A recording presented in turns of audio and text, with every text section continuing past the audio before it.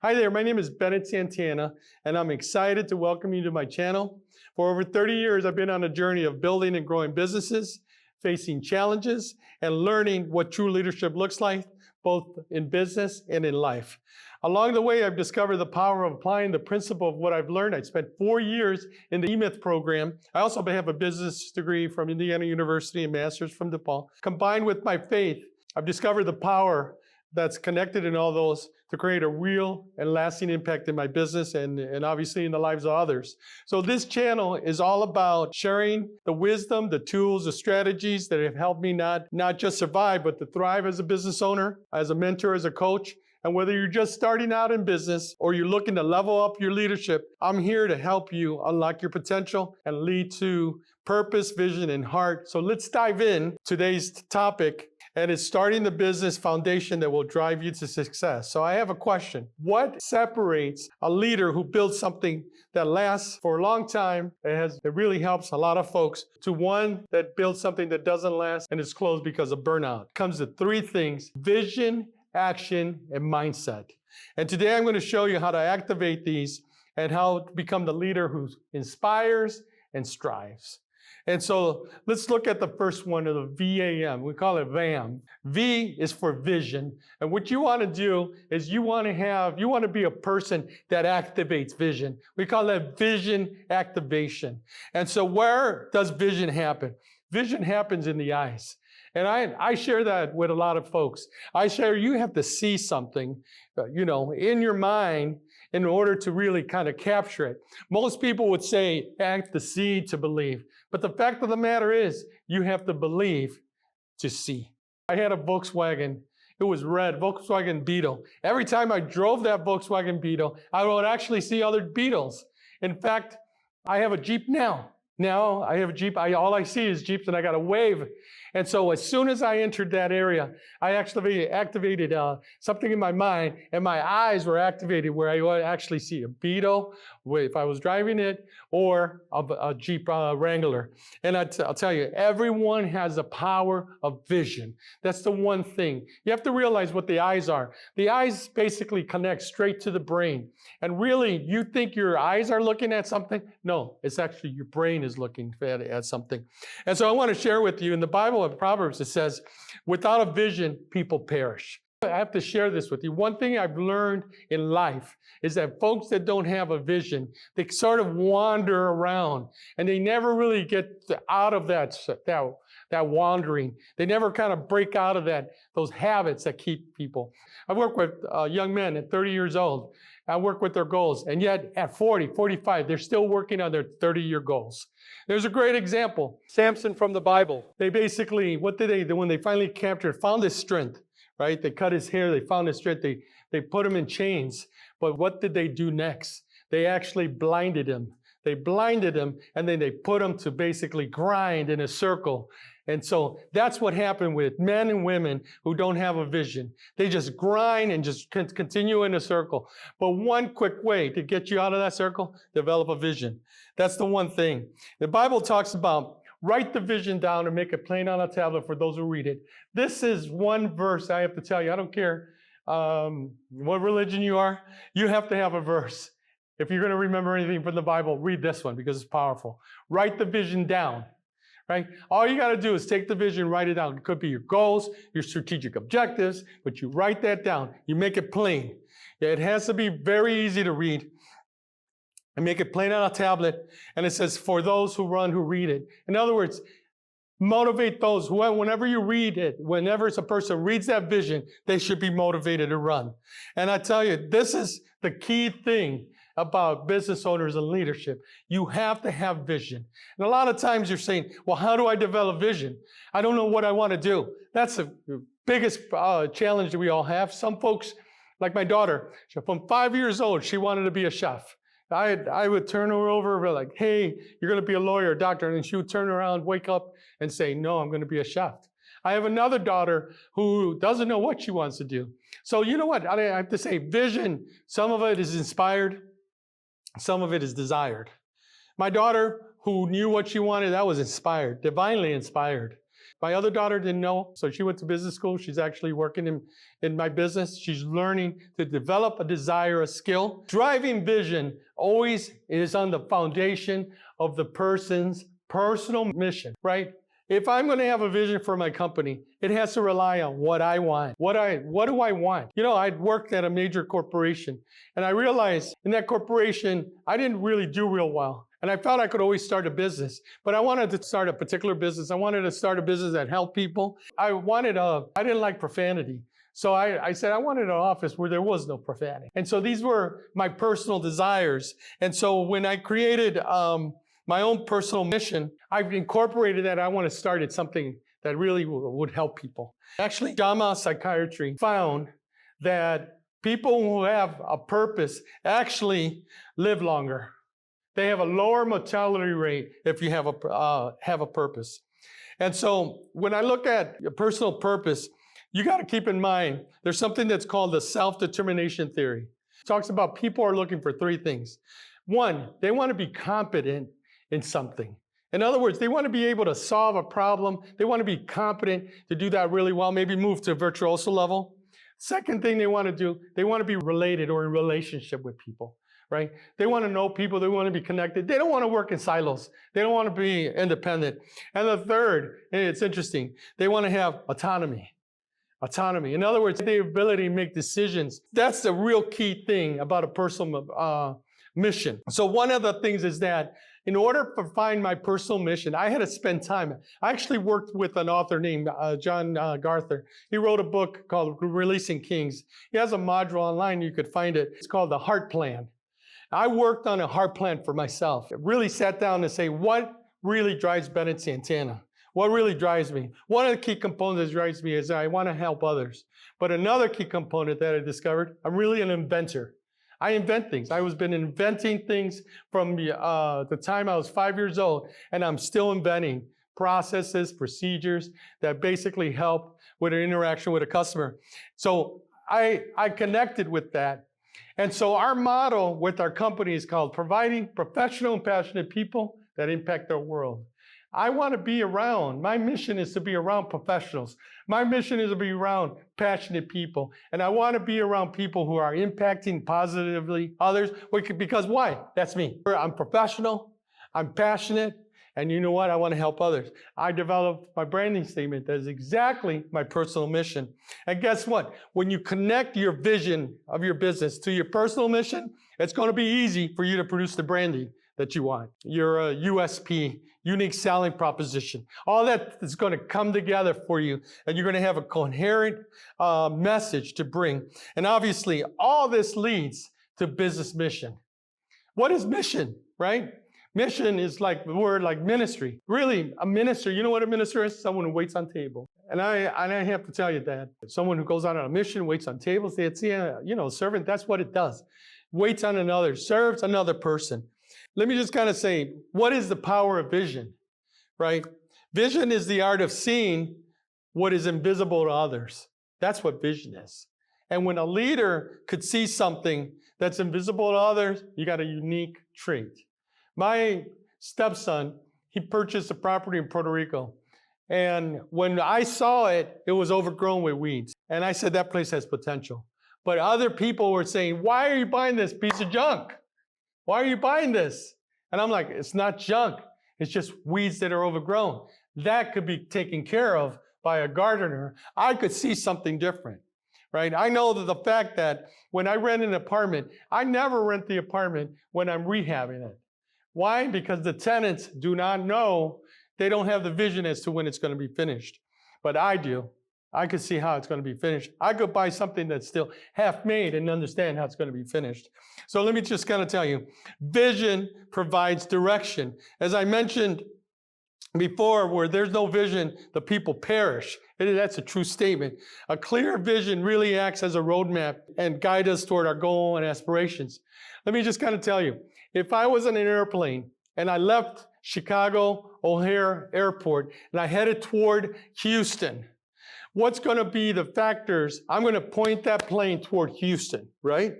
However, what is acting on that plane? There's wind, there's all kinds of factors that are acting on that plane. If I kept the same course, right, headed toward Houston, I'd be off.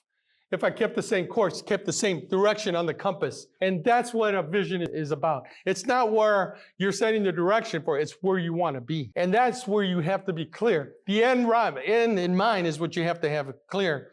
Listen, when Martin Luther King said, "I had a dream," he inspired millions with that speech that he made. He had a dream. He put that out there. He produced a vision for us. And we all coalesced around that vision, right? That "I have a dream" speech lives in people's minds, lives in my mind to this day. And it was basically for a better America was what he wanted, a united America where folks were discriminated against. We're still in that vision. And so what a vision does is also inspires and unites. So when you're able to share that vision, not only guides the leader, but it produces motivation. We have our vision in our unique selling proposition in providing professional and passionate people impact their work. We're looking for people that are going to help others. Vision drives resilience and perseverance. Let me share with you. I started my business in 1992. I had aspirations for it to be really grand. And you know what? We had ups and downs in the marketplace. Everything was just gangbusters before 2000.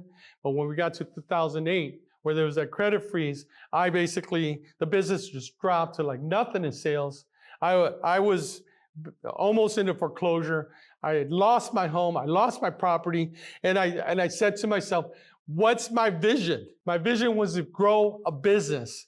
Was my vision to have a property downtown? That wasn't really the core business, the core vision that I have. Was it to have the house that I have? That wasn't the vision that was driving why I started the business. Wasn't the house, those were just things. I remember I was actually taking a vacation. I had an RV and I didn't have money to afford for a real vacation. Took off and went to Mount Rushmore. And on the way back, which was like a 20-hour drive, I said to myself, what is really important?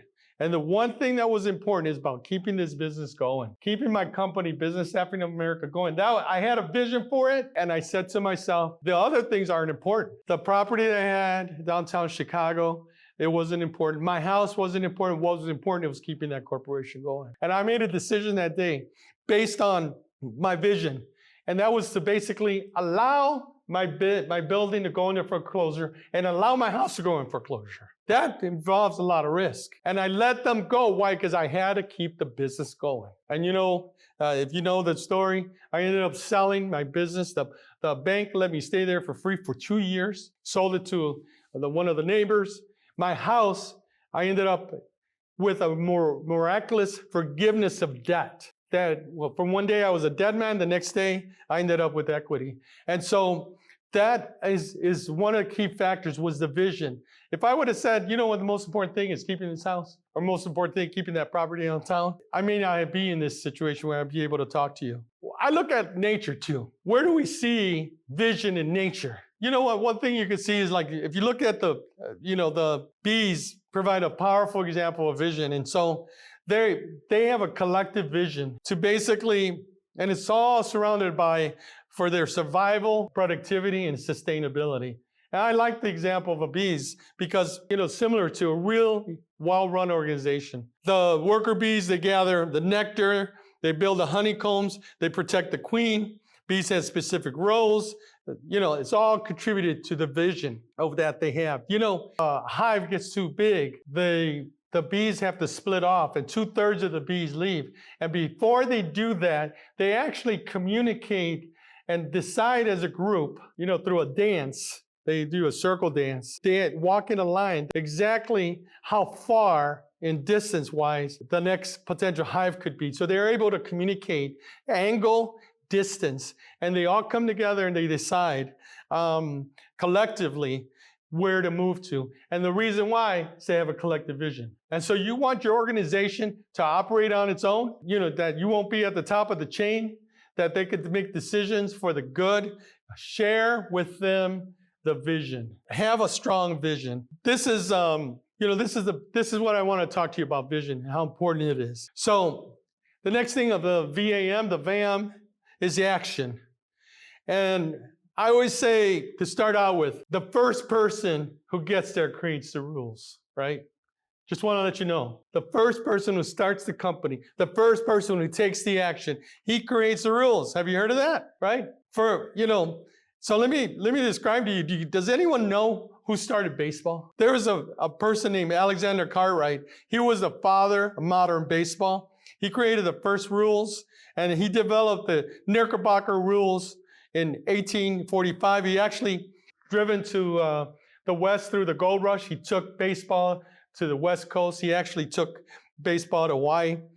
How about football? There was one guy, he was Walter Camps, transformed rugby into American football.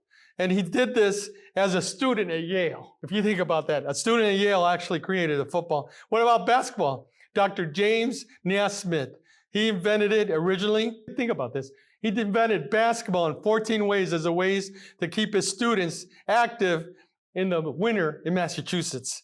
And so guess what? These people still live on. Basketball, right? Football, right? Baseball. The person still lives on in that game. And why? Because they were the first ones who started it. And so that's the one thing I want to share with you is that when you think about action, you got to think you're going to be the first one. And if you create it right, it lasts a long time. And so action, it relates to basically having clear objectives, having an actionable plan and implementing it. You have to monitor it, have evaluation, and you have to have collaboration and communication. And so this all revolves, when you look at all these areas, right, that I talked to you about, clear objectives, an action plan, the evaluation, collaborative, communication, and continuous improvement is the other one. You have to look at three things. There's three things. It's actually PST. You got people, you got structures and systems, and you got tools. And one of the things you got to realize is you have to build the people systems, right? You have to have the right people, first of all. A leader needs to be able to see what's the potential in another person. And let me share this with you. One of the things that I did is that I will, when someone comes into my life and is working with me, I'll run a TTI International DISC assessment. And I'll see where their personality, are they a driver, influence, steadiness, or cognitive? Let me share this with you. I turned a customer service guy that I met many years ago, and he actually has his own YouTube channel now. And he's a very successful salesperson. And so what I did was I did a DISC. I saw that his primary skill was influence. This man was a born evangelist, and he could influence other people. And guess what I did? I started to develop that skill. I sent him to Sales Sandler Training, Dale Carnegie, all these training programs. I sent it to him and started to develop that potential that was in him. And guess what happened? He became a multi-million-dollar sales guy. And my job when it comes to the P is to look at the potential of another person and pull it up, pull out the best thing that they have in them. And if I could do that, I'll change their lives. And not only that, they'll be basically happier and they'll be truly moving in career. And now the S is about systems. And systems produces structure. Think about this. Radio Shack, you may or may not know it. A lot of young people will know Radio Shack, but Radio Shack was in existence for over 30 years. It was run by teenagers. And how? It had a binder. That binder basically explained every process to ordering supplies, to dealing with customers, and that is why that company was in existence. Obviously, they went out of business because no one's buying radios anymore. No more Radio Shack. So we have to have a framework for systems. Like for instance, we divide our business into 7 areas: generation, lead conversion, client fulfillment, marketing, money, management, leadership. All those areas in my company, they have systems related to it. And once you divide things up into those 7 areas, it's so much easier to chunk your business and be able to add other components to it. Let me share this with you. I have a master's in computer science. As I tell people, there's someone who's like an expert from like India or China or one of those countries that they have great education program and they're super technical, where there's that person, there's me, and then you come after. When it comes to tools, I know the tools better than 99% of the room. You have to be like that. Either you develop your own skill set and know the tools, or you find someone who knows the tools. You may not have a master's in computer science. That's okay. You can find someone with a master's in computer science. You could find someone online to help you with the tools, but you have to have the tools in place.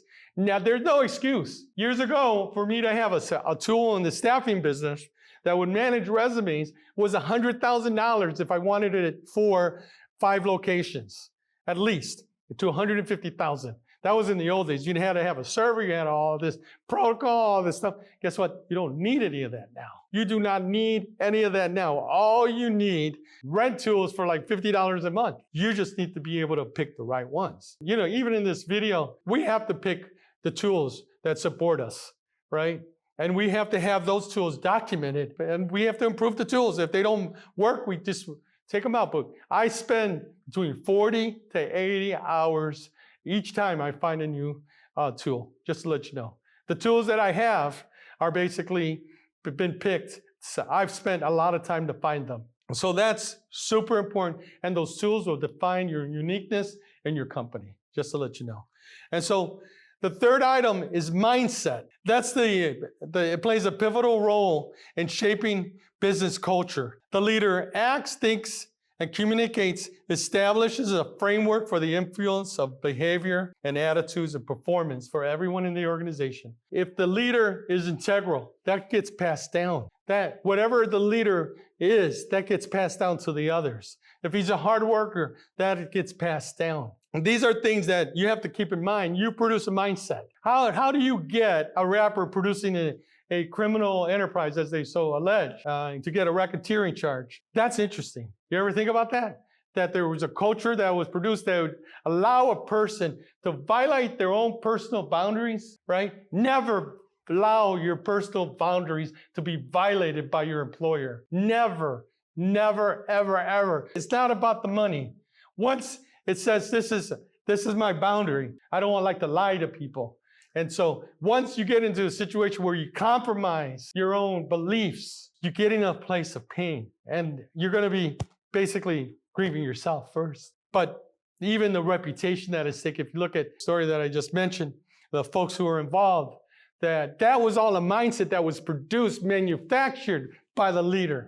I produced the environment. Let me just give you an example. You could have in the business a growth mindset or a fixed mindset. A fixed mindset says, oh, I have this idea. I better not tell anybody. Oh, he stole my idea. You ever hear that? He goes, oh, you know what? I had an idea and someone stole it from me, right? And it's like, everybody has an idea. But let me ask you a question. How does 4 gas stations exist on the same corner? You ever wonder about that? And yet they exist for decades. And the reason why is that they have a growth mindset, not a fixed mindset. McDonald's and Burger King across from each other. Why doesn't Burger King just shut down McDonald's or the other way around? No, because as soon as you get 2 restaurants, you get more people. It's a growth mindset. You got to change your mindset. It's not fixed pie. The other mindset is, do you have an ownership mindset or do you have a blame mindset? And that's one of the key things that I learned, was that every problem is due to a lack of a system. When there's a problem, there's a challenge. It's not about the person. It's so easy to blame the person. So easy to say, oh, you made this mistake. It's you. I sometimes do that. But honestly, the way to get out of it is say there wasn't a system about it, was there? I can't say anything about it. There are sometimes I blame someone unjustly, but then they'll say, hey, boss, was there a system? No, I guess it's not your fault. It's my fault. But once I put that system in place and you understand it and you know it, you still violate it, that's definitely on you. And it relates to ownership. And so I want to produce an organization that has ownership. Let me tell you ownership in the bee community, let's say, right?